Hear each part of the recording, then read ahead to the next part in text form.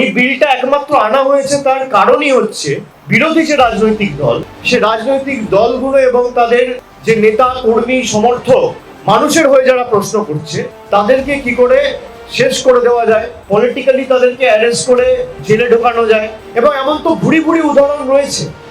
BJP কোন নেতা যদি অংশগ্রহণ করতে চায় ডিবেটে, ওরা ঠিক করুক না। গত 10 বছরে 5,892টা কেসে ইডি ইনভেস্টিগেশন করেছে। 5,892টা কেস, তার মধ্যে কনভিকশন হয়েছে 8টা কেস। পার্সেন্টেজের নিরিখে 0.13%।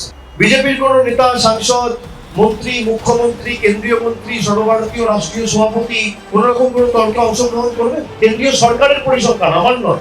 5,892টা কেসের মধ্যে 8টা কেসে কনভিকশন হয়েছে, মানে 99.9% কেস পলিটিক্যালি মোটিভেটেড। বিজেপির যে থার্ড টার্ম, মোদী সরকারের যে ক্যাবিনেট, 28টা মন্ত্রীর বিরুদ্ধে কেস রয়েছে। তার মধ্যে 19 জনের বিরুদ্ধে মার্ডার সহ, কিডন্যাপিং সহ, নারী নির্যাতন এবং আরো গুরুতর অভিযোগ সহ 19 জনের বিরুদ্ধে অভিযোগ রয়েছে। এই বিল যদি পাস হতো তাদের বিরুদ্ধে কার্যকরী হতো।